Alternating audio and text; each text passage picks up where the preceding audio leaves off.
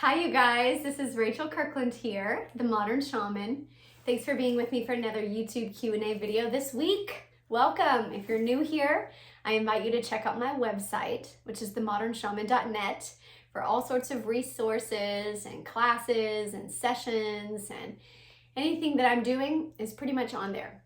The only thing that's not on there is the fact that I'm having live streams, and this live stream that's coming up on Friday, which is the 4th, I believe, of February, is our first YouTube live stream. So it's a big deal. Spread the word. I have been doing live streams on Facebook for years now, and I'm integrating over to include my YouTube community. So I want to invite all of you guys on Friday, 12 o'clock Central Standard Time, right here on my channel. We're going to do our first open Q&A. It's just like this, but extended for an hour, and open to the dialogue with those of you guys that are with me. So I hope you guys join us. All right, so the question this week actually was sent in from a student of mine. So they said, "Hi Rachel, I have been loving your masterclass modules. I move at my own pace and they are unlike any teaching classes I've ever taken.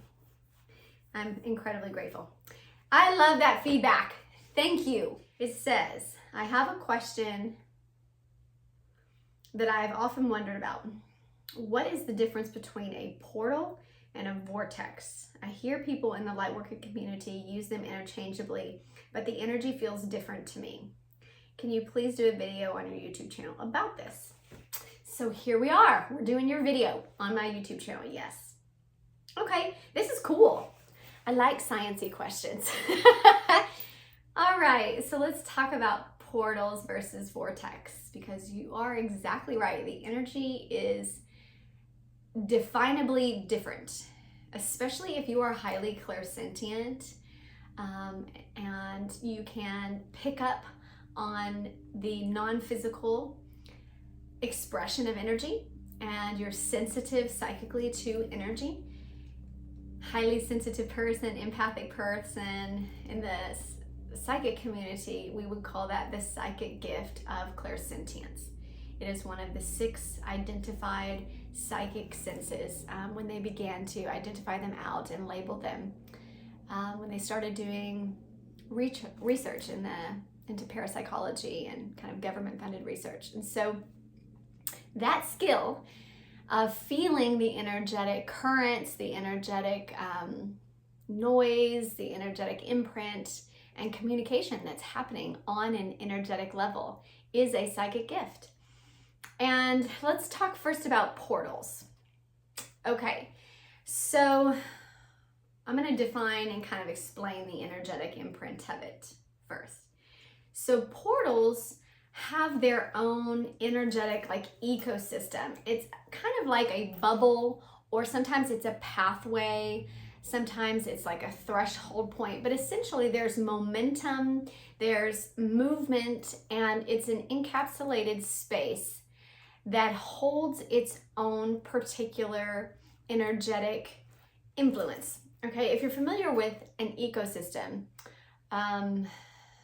ecosystems develop, and there's life, there's living components to it, biological life that's there that only exists in that ecosystem. So the same is true of portal energy and portal locations on the earth. They have a very specific and identifiable energetic quality, whether it's a certain frequency, whether it's a certain its own magnetic field or pulse. There are identifiable factors that are separate from the world around them. And it's almost like it creates a little bubble of a portal energy. Now, sometimes portals, because of what's influencing them and creating that bubble, they have links to other places. And this is where you'll hear in the lightworking or starseed community about portals to other planets, and portals to other dimensions, portals to other locations that have a sense of like a wormhole or a tunneled energy that connect to what is causing the interference, or that's causing kind of the makeup energetically of that bubble. So an example of that would be the portals that form with the sun. This is the most common. We have portals with the sun about every 10 minutes. I think it's maybe 8 minutes, 8 to 10 minutes, where essentially the Earth's magnetic field is bumping up against the sun's electromagnetic field. And when those electromagnetic fields press up against each other in certain points, essentially they press up and they create their own little bubble or pocket of energetic energy, and those are called the portals. These points can get extreme during certain periods of the year, during certain solar flares, during certain CMEs, like coronal mass ejections of fire and things like that that's coming from, I say fire, but essentially strong energetic pulses coming from the sun. When those ejections happen and impact us, it can create a very intense portal energy. We're actually going through one of those right now in perfect alignment with 2/2 of 2022. And that's tomorrow. We've already had that big solar flare and coronal mass ejection, or CME. And so some people are feeling it that are on kind of the precipice of that energy. But essentially it's due to typically hit the Earth right between February 1st today and February 2nd, depending on where you are on the globe. And those energetic portals, when they hit, they press up real hard because of those intense ejections from the sun. And our electromagnetic fields, when they bump just like that, essentially the rings overlap so much that they create a center ring. When you think of the Vesica Pisces, right? The two spheres, when they overlap, they have that center circle. And this would be considered that portal point in the energetic connection between the sun. Now, a lot of planets have these, but all planets, like not all planets have electromagnetic fields around them. But the gas giants do. Mercury a little bit, but because it spins so slow, it's hard to feel it. Mars doesn't have much of an electromagnetic field, so it just depends on the properties of the planet.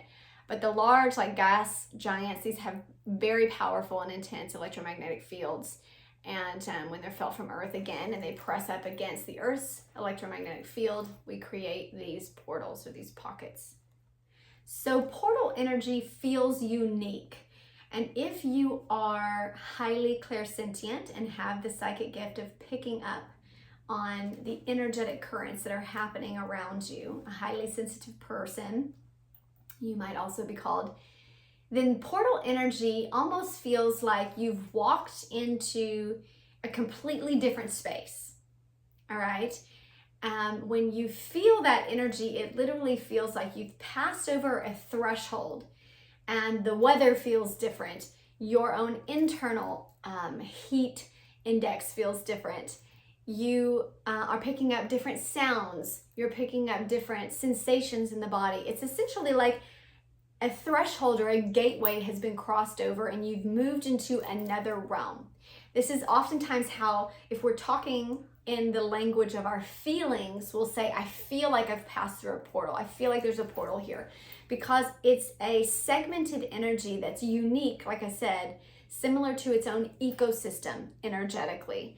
And you feel like you've walked into a snow globe, if it's spherical energy, or you've walked into a tunnel, if it's creating that cylindrical energy. And there is a sense of something that is separate from where you just were. It segments itself out.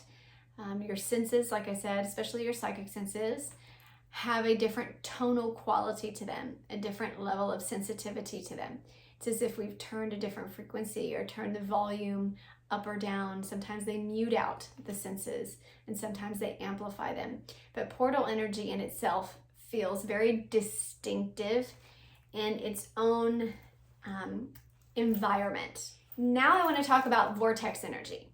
So vortex energy also has to do with magnetic currents, but it's more like the lines or the veins that the current moves through instead of the entire field.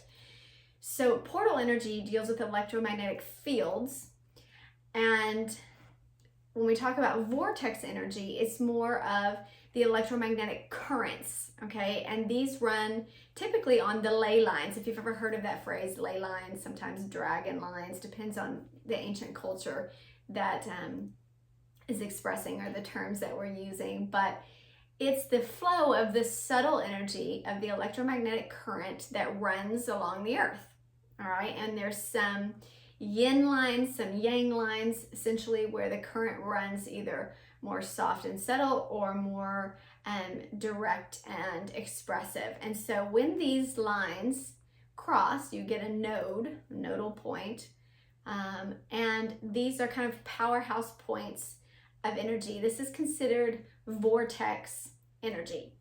When the yin and the yang, basically when the polarities cross over, okay? And you get a masculine and a feminine energy, or two different types of magnetic current, right? You think of a magnet.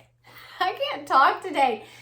You think of a magnet, and it has a positive side and a negative side in terms of its charge. And the same is true of electromagnetic currents.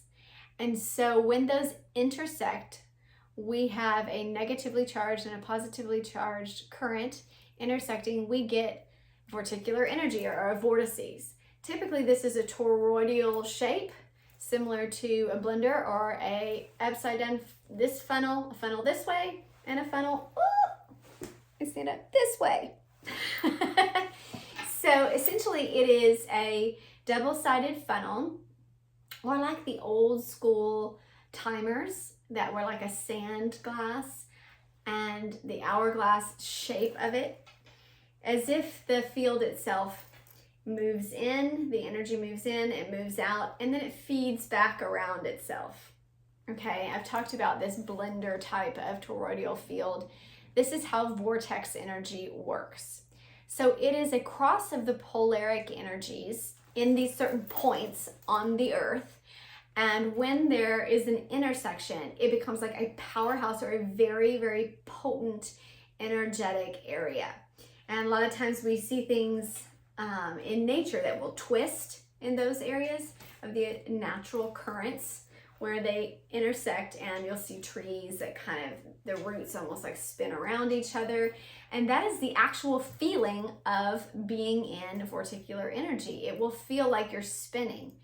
It's a natural balancer. It's trying to find balance with both currents, okay? And so it doesn't, unless you're off balance, it might, like if you are off balance with your yin and yang energy, it might feel a little abrasive, like, whoa, man. But if you are in your own sense of center and already balanced with your own masculine and feminine polarities of energy within yourself, then typically vorticular energy feels fantastic.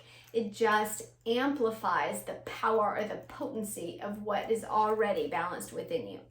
So it's a extender of your amplitude, right? A good comparison would be the extenders that you can get put in your household, like when your Wi-Fi is not being picked up from every single room. Maybe the layout of your house has something specific about it, or it's too large, and your modem is in one side of the house and you need better connection to the internet and your Wi-Fi from the second story or further down. You get those amplifiers to make sure that the Wi-Fi extends larger. So vorticular energy is just like that. It's like putting an extender into your system, and it amplifies that balance of the masculine and feminine power energy. They're really powerful points to kind of like reboot or get a physical upgrade, a mental upgrade, a spiritual upgrade, an energetic overall power punch upgrade to supercharge you. So those points along the earth, there's quite a few of them, and they're great places to visit, meditate upon, and kind of have that sense of power up anytime you need it. So I hope that answers your question. We will be back here next week with another video. Blessings, you guys.